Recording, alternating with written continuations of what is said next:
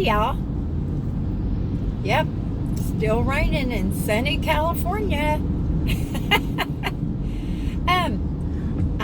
I'm going to talk to y'all about the time that I spent living in my car. Now, a lot of y'all know, of course, that I lived in my van. That was common knowledge. That's how come I started this little channel. And of course, it was because Vagabond Mango hounded me. Thank you, Kathy. It is her fault, and I give her credit for it. Because had it not been for her, I would not have been pushed into making videos. So if any of y'all have complaints, you can send them to her via her channel, Vagabond Mango. Anyway, years ago, let's see, when did I lose my job with the nonprofit? That was the summer of 2012. So after I lost my job, along with a couple other people, we were able to collect our unemployment. Now, my unemployment was a little less than half of what I usually drew on my salary. The little studio that I lived in Escondido, which that I made a video of, the little studio, and they were so very, very sweet to me, and they reduced my rent by about $225 a month. Now, they did this because I was a very good tenant, y'all. I not only took care of my studio, but I also took care of the outside of the house as well. So after my unemployment ran out, I decided that I was going to move to Texas. Now, I have a good friend that lives in Texas named Maureen. So I moved out and I was staying with Maureen and her two boys. And for some reason, Maureen just felt like I wasn't doing enough to try to find a job. So she and I were not living amicably, I guess you would say. So I got myself in a little snit, and I just decided that I was not going to live like that with somebody who felt like I wasn't making an effort for employment. So I moved into my car. Now, I had a Hyundai XG350, which was at the time their large model of car. And so Hazel and I moved into the car. Well, by then it was late fall, almost early winter. Well, let me tell y'all something. It got freaking cold that winter. It snowed a little bit. There was ice. There was sleet. The winds were horrible, which always makes it much colder, or feel much colder than if the wind weren't blowing. So anyway, that was quite an experience, y'all, and I did that for several months. It was not comfortable. My back was bad, not as bad as it got, but my back was bad. And the back seat of my car had the bump in between the seats. I know y'all know what I'm talking about. And those hard things that your seat belt connects into, those are stiff and hard, and you can't just push them down in between the seat. So I couldn't sleep in the back seat. So what I ended up doing is I put my front seat back as far as it would go, and I had a pillow, and that's how I slept in the front seat. Well, I always found places that were dark to park in. And one of the reasons I did that is because when you're in a car, it's much more obvious if you are sleeping in there. I used two towels to cover up the side windows, the passenger and the driver's side. So, and I used a windshield, those things, the sunshade that goes across the front of the car. And I didn't worry too much about the back seat windows or the back windshield or back.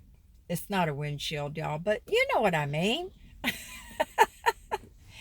Now, it would have been much easier if I would have known about the heat shield window coverings, because I could have gotten those for my car. Well, actually, I was too poor. I couldn't have got them, but they would have been really cool to have. Now, you're probably wondering, how did I keep from freezing to death sleeping in that horribly cold weather? Well, let me tell y'all, number one, of course, I always slept in my clothes. The other thing I had was a queen size cuddle blanket. Now, I call them cuddle blankets. They're fleece blankets. And I got a pretty good quality one so that it would be thicker. And I wrapped myself up in that, and I covered myself. I covered my feet really well, and of course I had my socks on. I covered my feet really well, and I also covered my head. Now, my hair was pretty long at the time, so it kept my neck kind of warm. But when you cover your head with a blanket, your breath is warm, and that really helps you to stay warmer. And of course, everybody knows that they say that you lose most of your heat out of the top of your head, so you should wear a hat. Now, that was just too bulky for me, but I did cover my head with that fleece blanket. And so, dogs do that. You see dogs all curled up and they've got their nose tucked under their paws. And that's why they do that, y'all. That is to keep their body warm. The underside, their chest, their belly stays nice and warm, and so does their face. Now, I can't speak about their backs. Most of them have fur that cover them that help them to stay warm. Now, of course, I had a bed for Miss Hazel, and she had her own cuddle blankets that kept her really warm. Now, so that's how I stayed warm. And I found this motel. I slept in the back parking lot of this motel in Houston, where I was. And I got to know the lady that worked the graveyard shift there. She was the sweetest lady, y'all. She was an African American lady. And a couple of times in the night, I tapped on the door. They lock their doors in big cities, at least to my knowledge, on the graveyard shift, because they don't really have people coming and going, checking in, checking out at 1, 2, 3 o'clock in the morning. But I would tap on the outside door and she would let me come in to use the restroom. Well, we started visiting a little bit, and I confessed to her that I was actually kind of living in their parking lot. At least I was parking there at night.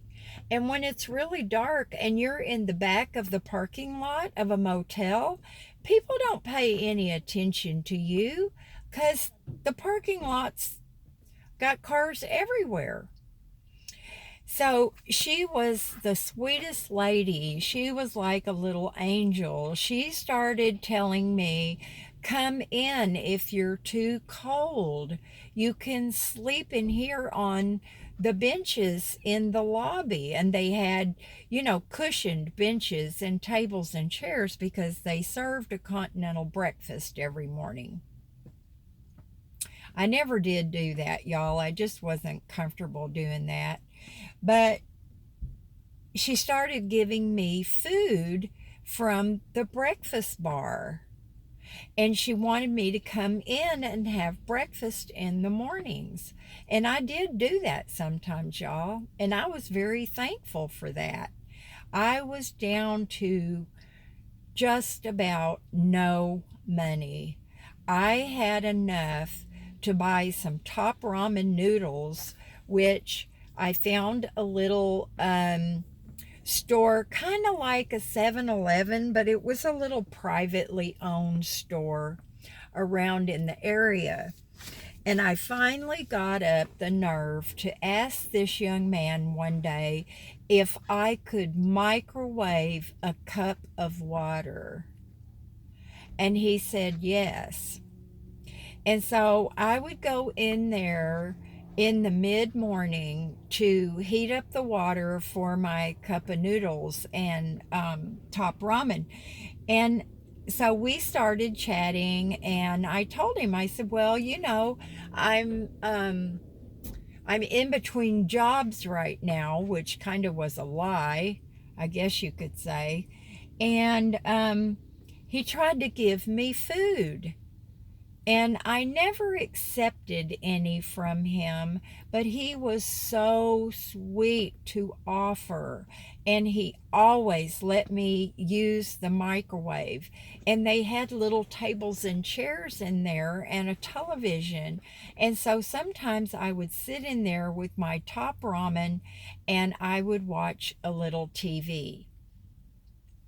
Now, that was my only entertainment, y'all. I didn't have good Wi Fi on my phone. I did not have Verizon. I think I had Sprint back then, which was terrible. But I did get a $10 a month pass at a local community center. And y'all, it was so nice. I mean, they had 2 swimming pools, they had basketball courts, they had a jogging track, they had everything. They had weight rooms, they had yoga classes, and their bathrooms were top notch. They had opened, I don't know, maybe 6 months before I got my thing there. But that's how I stayed clean. And I was so very thankful to have that at my disposal. I think it really was what kept me sane, that and my faith. Finally, I decided that I was going to come back to California.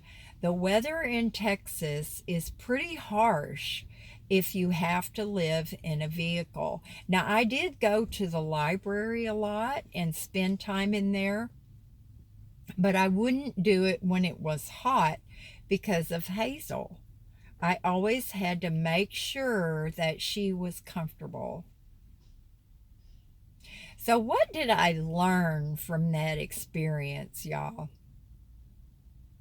I learned that I never, ever wanted to be homeless again. Now, I was not scared, y'all. I don't know. Maybe I'm just stupid. But I was not scared. I had doors that I could lock, and I was not having to sleep on the ground somewhere underneath a bush. Now, if I had done research before I ended up living in my car, I would have figured out that I could have folded my back seat down, put a big piece of foam in there long ways into my trunk, and I would have had a fairly comfortable bed, y'all. But I hadn't done any research. And that's why I tell everybody, do not jump into van life until you try it out and be realistic. Can your body stand it? Are you going to be able to hack that? I know living in my car was hard, and that was, gosh, 12. That was almost 6 years ago, y'all. I was in a lot better physical shape. But I was determined after I got out of that situation, and I spent that time with my older son waiting for my disability. That's what made me decide, after doing all that research, that I was going to have a van. And no matter what happened, I would always have a van so I could have a bed. And I know y'all see my cot all the time when I make videos where you're looking at my face. And I keep it all up now. I have not raised my back seat because unexpectedly it seems like I keep taking these little trips. But anyway, y'all, that's it. This video is long and I've been trying to cut them back a little bit. But I love y'all, and that's my story about living in a car. It really made me open my eyes and be able to see other people that were living in their vehicles. And I started seeing a lot that I never would have noticed if I had not been living the same lifestyle. Love y'all. Do something fun today. Bye now.